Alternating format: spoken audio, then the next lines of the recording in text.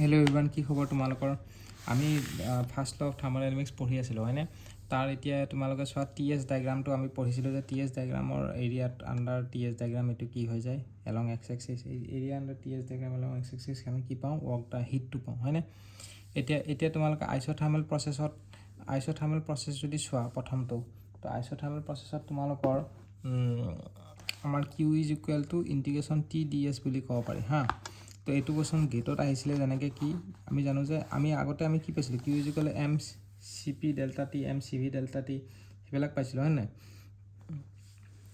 তেনেকৈ আৰু এটা ইকুৱেশ্যন আছে Q in terms of entropy যদি হিট যদি ভেলু ওলাব লাগে তেতিয়া Q is equal integration TdS হয়। এতিয়া তেনেহ'লে গেটত এনেকুৱা ধৰণৰ কুৱেশ্যন আহিছিলে তেনেহ'লে DSটো কিমান হ'ব? টিটো ইফালে লৈ যাওঁ তলত ক্ৰছ মাল্টিপ্লাই কৰি, এতিয়া DS is equal Q divided by T হৈ যাব। Q divide by T for constant temperature process, যদি টেম্পাৰেচাৰটো যদি কনষ্টেণ্ট হয় তেতিয়াহ'লে কিউ বাই টি হ'ব। আৰু DSৰ ভেলুটো তোমালোকে নাজানা চাগে। DS মানে এইটো হৈ গ'ল তোমালোকৰ এন্ট্ৰপি আৰু এইটো স্পেচিফিক এন্ট্ৰপি এম ইনটু স্পেচিফিক এন্ট্ৰপি লিখিব পাৰোঁ। এইটো এন্ট্ৰপি হৈ গ'ল এম ইনটু স্পেচিফিক এন্ট্ৰপি। এইটো কিহৰ কাৰণে ভেলিড হয়? এইটো ভেলিড হয় ফৰ কনষ্টেণ্ট টেম্পাৰেচাৰ প্ৰচেছ। ঠিক আছে, কনষ্টেণ্ট টেম্পাৰেচাৰ প্ৰচেছ মানে কি আইচ'থাৰ্মেল প্ৰচেছৰ ক্ষেত্ৰত আমি এনেকৈ লিখিব পাৰোঁ বা এনেকৈ লিখিব পাৰোঁ। তো DS is equal to Q divide by M T সেইটো। তো কনষ্টেণ্ট টেম্পাৰেচাৰ প্ৰচেছত আমি Q is equal to integration TdS লিখিব পাৰোঁ। এডিয়াবেটিক প্ৰচেছৰ ক্ষেত্ৰত কি হৈ যায়? এডিয়াবেটিক প্ৰচেছৰ ক্ষেত্ৰত এন্ট্ৰপিটো 0 হয়, 0 মানে কনষ্টেণ্ট। তো TS ডায়েগ্ৰামটো যদি ড্ৰ কৰা আইচ'থাৰ্মেলৰ ক্ষেত্ৰত তেতিয়াহ'লে S1 মাইনাছ S2 হ'ব TS ডায়েগ্ৰাম, দেখিছেনে? S1 মাইনাছ S2 আৰু এৰিয়া আণ্ডাৰটো হ'ব তোমালোকৰ কিউ, সেইকাৰণে TdS হৈছে। এইখিনিৰ পৰা এইখিনিলৈকে T আৰু এইটো হ'ল DS, বুজিলা? আৰু DS ইজ ইকুৱেল কিমান হয়? Q by T. ইয়াতে DS ইজ ইকুৱেল 0 হয় কাৰণ এডিয়াবেটিক হয়, এডিয়াবেটিক ইয়াত এন্ট্ৰপি কনষ্টেণ্ট থাকে। এইটো এন্ট্ৰপি কনষ্টেণ্ট আছে মানে এইটো, তো ইয়াতে TSত এন্ট্ৰপি কনষ্টেণ্ট, তো ইয়াৰে এৰিয়া আণ্ডাৰ কাৰ্ভ নাই সেইকাৰণে কিউটোও 0 হৈছে।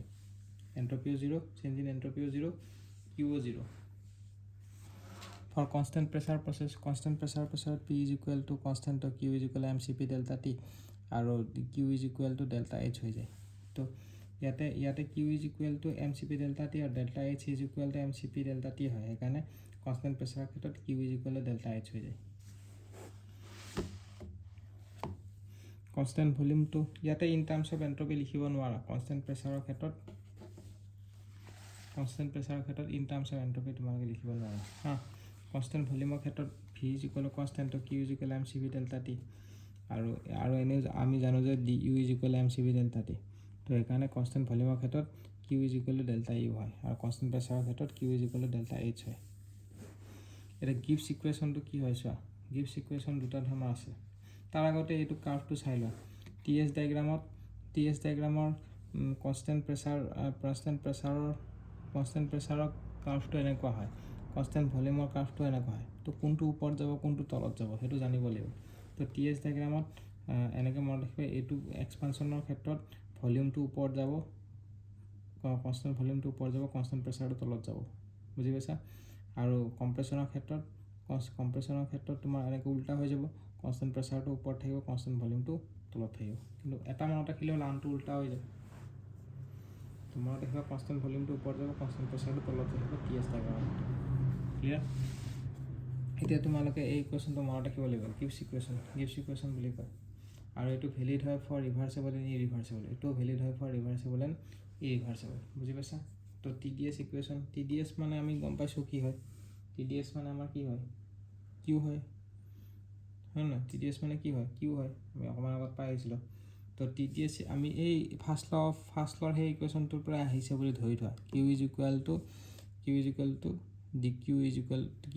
Two DU plus DW। তো DUৰ ঠাইত আমি লিখিম DUৱে লিখিম আৰু DWৰ ঠাইত আমি PDB লিখিম আৰু কিউৰ ঠাইত আমি TdS লিখিম, বুজি পাইছা? তো TdS is equal two PDB plus DU আৰু এইটো ভেলিড হয় ফৰ ৰিভাৰ্চেবল এণ্ড ইৰিভাৰ্চেবল আৰু এইটো গিভছ ইকুৱেশ্যন বুলি কয়। আৰু এটা ইকুৱেশ্যন আছে TdS is equal two DH minus VDP, VDP এইটো ভেলিড হয় ফৰ ৰিভাৰ্সিবল এণ্ড ইৰিভাৰ্সিবল দুইটাই বুজিছা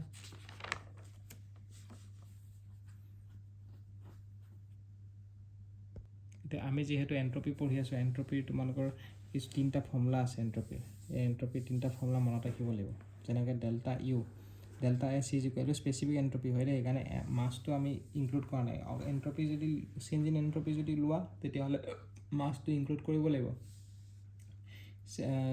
সৰি চেঞ্জ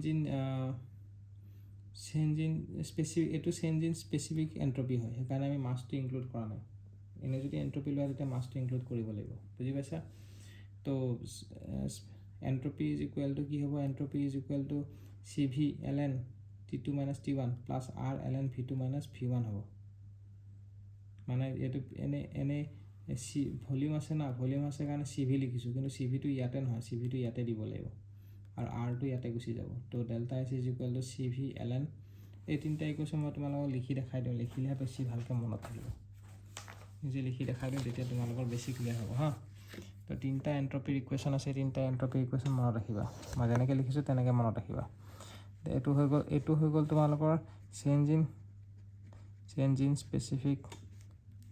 স্পেচিফিক এন্ট্ৰপি ঠিক আছে সেইকাৰণে মাছটো ইনক্লুড কৰা নাই যদি অকল এন্ট্ৰপি লিখা তেতিয়া মাছটো ইনক্লুড কৰি দিলে হ'ল চেঞ্জ ইন এন্ট্ৰপি যদি লিখা তেতিয়া মাছটো ইনক্লুড কৰিবা এতিয়া হ'ব CV ln T2 minus T1 plus R ln V2 minus V1 এইটো যদি এন্ট্ৰপি যদি হ'লে হয় চেঞ্জ ইন এন্ট্ৰপি তেতিয়া মাছটো ইয়াতে মাল্টিপ্লাই কৰি দিলে হয় বোথ সাইড বুজিলা এতিয়া চেঞ্জ ইন স্পেচিফিক এন্ট্ৰপিৰ কাৰণে মাছটো ইনক্লুড কৰা নাই এতিয়া আৰু এটা equation delta S is equal two CP ln T2 minus T1 same থাকিব এটা CP আছে মানে ইয়াতে CP থাকিলে মাইনাছ দিবা R ln P2 minus P1 সেইটো হ'ব আৰু এটা আছে delta S is equal to CV ln P2 minus P1 plus CP ln V2 minus V1 এই তিনিটা ইকুৱেশ্যন আছে মনত ৰাখিবা